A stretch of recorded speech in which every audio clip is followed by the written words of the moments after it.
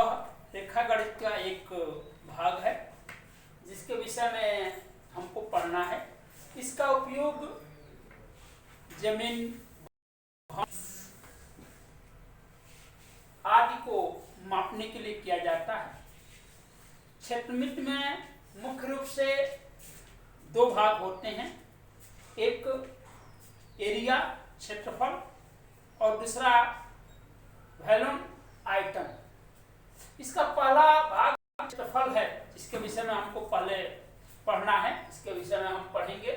क्षेत्रफल जो होता है वह दो विमाओं से बनी हुई आकृति होती है, अर्थात इसमें दो विमाएं होती हैं, लंबाई और चौड़ाई या लंबाई और ऊंचाई या ऊंचाई और चौड़ाई।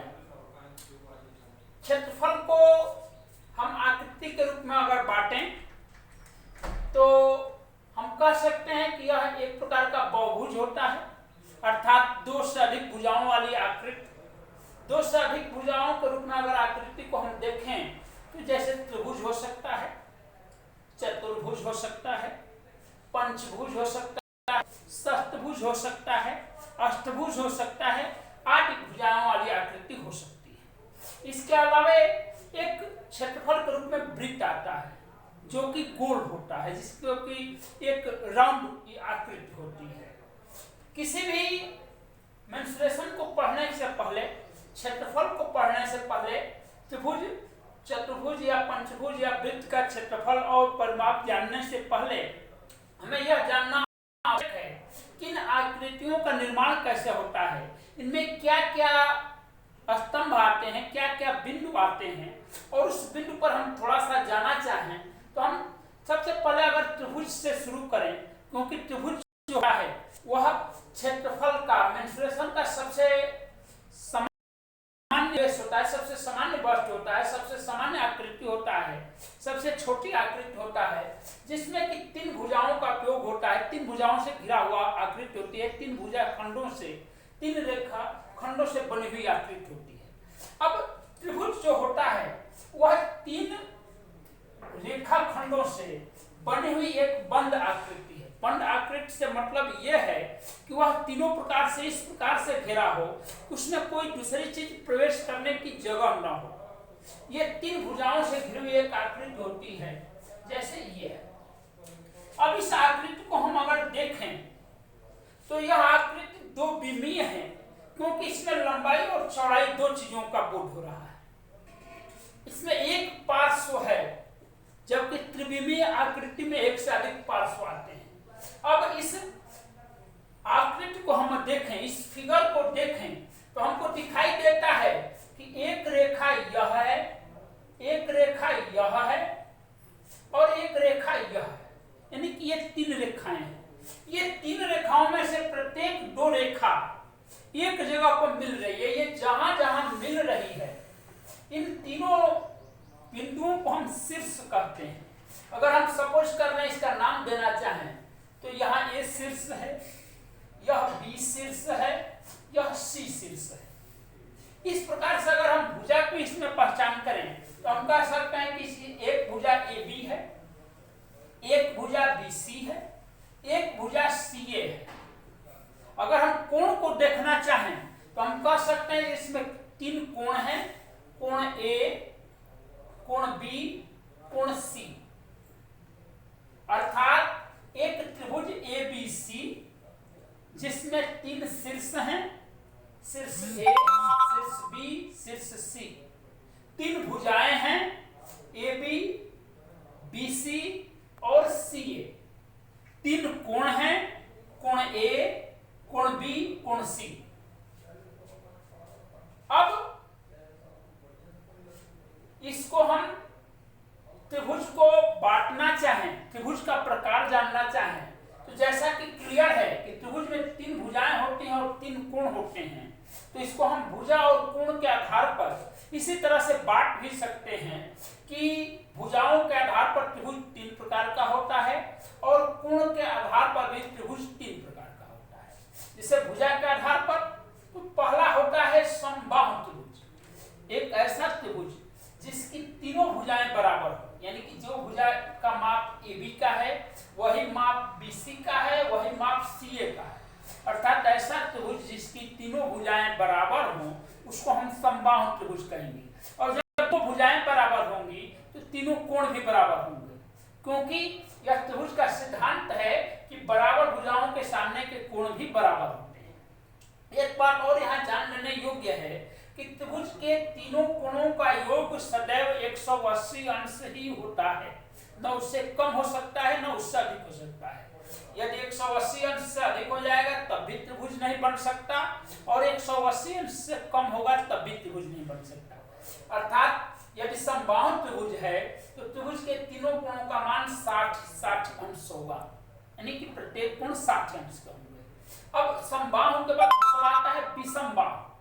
विषमबाहु मतलब कि दो भुजाएं बराबर हो, ऐसा तीनों भुजाएं अलग अलग हो। विषमबाहु तीनों भुजाएं जब अलग अलग होती हैं तो हम उसको विषमबाहु त्रिभुज करते हैं, अर्थात कि विषम है, जैसे कि ना AB बराबर है, ना BC बराबर है, ना CA बराबर है। और जब भुजाएं बराबर नहीं होंगी तो कोण भी बराबर नहीं होगा, अर्थात ना कोण AB के बराबर होगा ना BC के बराबर होगा, तो उसको हम विषमबाहु त्रिभुज कहेंगे। तीसरा आता है समद्विबाहु। द्वि मतलब दो होता है, अर्थात जिसकी दो भुजाएं बराबर हो, जैसे AB और BC बराबर हों, या BC और CA बराबर हों, या CA और AB बराबर हों, या AB और AC बराबर हों, यानी कि कोई दो भुजाएं जब आपस में बराबर होंगी और तीसरी भुजा उनसे अलग होगी उसको हम समद्विबाहु त्रिभुज कहेंगे। समद्विबाहु त्रिभुज में दो कोण भी बराबर होंगे, यानी जो बराबर दो भुजाएं होंगी उनके सामने के कोण भी बराबर होंगे। इसी प्रकार से हम कोण के आधार पर करना चाहें तो तीन प्रकार के त्रिभुज होते हैं। एक होता है समकोण त्रिभुज, होता है अधिक कोण त्रिभुज, तीसरा होता है न्यून कोण त्रिभुज। समकोण त्रिभुज अर्थात जिसका एक कोण 90 अंश हो। जब एक कोण 90 अंश होगा तो बाकी दो कोण जो होंगे वो 90 अंश से कम होंगे, यानी कि दोनों का योग 90 अंश होगा। दूसरा न्यून कोण, जिसके तीनों कोण 90 अंश से कम हो, तब वो न्यून कोण त्रिभुज कहलाएगा। अधिक कोण त्रिभुज जिसका एक कोण 90 अंश से अधिक हो और बाकी दो स्वाभाविक है कि 90 अंश से कम होंगे योग, तभी जाके वो अधिक कोण बनेगा। अर्थात अधिक कोण त्रिभुज जिसमें एक कोण 90 उसको हम अधिक कोण त्रिभुज कहेंगे। यदि तीनों कोण में एक कोण जो है वह 90 अंश होगा तो उसको हम समकोण त्रिभुज कहेंगे, और तीनों कोण अगर 90 अंश से छोटे होंगे तो उसको हम न्यून कोण त्रिभुज कहेंगे। इस प्रकार से हम त्रिभुज को तीन भुजा के आधार पर समबाहु त्रिभुज, विषमबाहु त्रिभुज और समद्विबाहु त्रिभुज, और कोण के आधार पर समकोण त्रिभुज, न्यून कोण त्रिभुज और अधिक कोण त्रिभुज में बांट सकते हैं।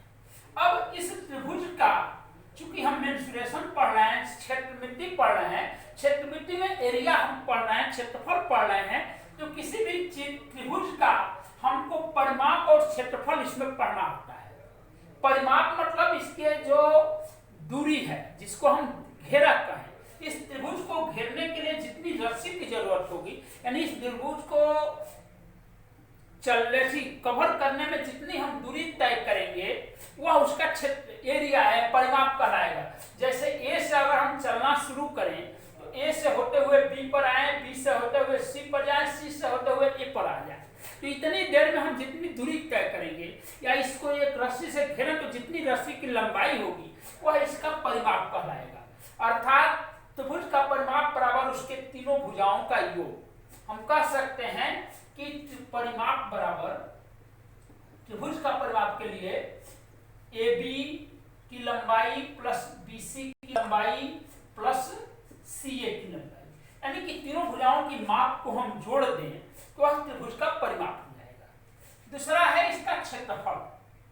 अब क्षेत्रफल निकालने के लिए, वैसे तो त्रिभुज के क्षेत्रफल निकालते समय समबाहु त्रिभुज के लिए अलग सूत्र होता है, समद्विबाहु के लिए अलग होता है, समकोण त्रिभुज के लिए अलग होता है, और लंब खींच दिया जाए तो अलग निकलता है, लेकिन एक कॉमन सूत्र होता है जो सभी पर प्रयोग किया जा सकता है। वह सूत्र होता है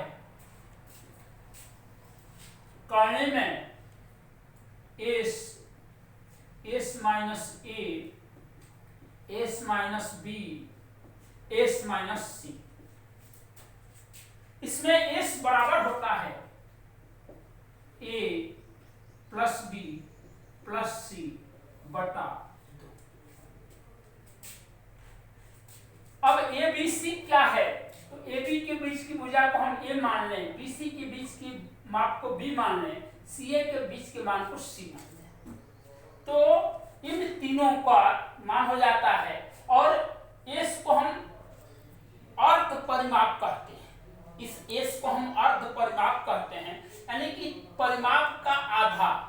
यहाँ A B plus B C plus C A है, अर्थात A plus B plus C है, और इसका जब हम परिमाप का आधा कर देंगे तो उसको एस स्मॉल एस से हम दर्शाते हैं अर्ध परिमाप, और उसको हम द्वारा हम एस कोष्ठ में एस माइनस ए, फिर कोष्ठ में एस माइनस बी, फिर कोष्ठ में एस माइनस सी, इसको हम गुणा करके इसका वर्गमूल निकाल दें तो हम किसी भी त्रिभुज का परिमाप निकाल सकते हैं। इसके अतिरिक्त अगर वह समकोण त्रिभुज है, समकोण त्रिभुज, तो समकोण त्रिभुज के लिए क्षेत्रफल का सूत्र आता है, क्षेत्रफल 1/2 गुणे लंब गुणे आधार। यदि समकोण त्रिभुज है तभी सूत्र का प्रयोग होगा, 1/2 गुणे लंब गुणे आधार। अगर समबाहु त्रिभुज है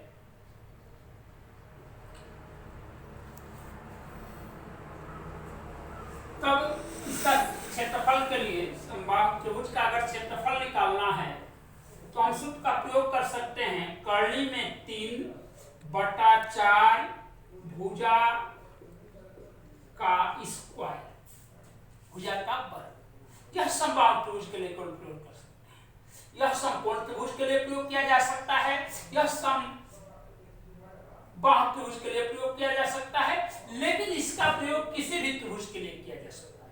इसके अतिरिक्त यदि किसी त्रिभुज में यदि हमें उसका लंब मालूम हो, यानी शीर्ष से आधार पर समकोण खींची गई दूरी रेखा, यदि यह मालूम हो, जैसे सी डी ये 90 अंश, तब जो है हम त्रिभुज का क्षेत्रफल 1/2 गुणे लंब गुणे आधार पर निकाल सकते हैं। लेकिन यह तभी संभव है जब इसका यह लंब हमको मालूम हो, अन्यथा हम इस सूत्र के माध्यम से, जो कि व्यापक सूत्र है, S S minus A S minus B S minus C और पूरा अंडर रूट, इस सूत्र के द्वारा हम किसी भी त्रिभुज का क्षेत्रफल आसानी से निकाल सकते हैं, और परिमाप निकालने के लिए तीनों भुजाओं का योग करके परिमाप निकाल सकते हैं। इस प्रकार से हम किसी भी त्रिभुज के विषय में जानकारी प्राप्त कर सकते हैं। आज का टॉपिक यहीं पर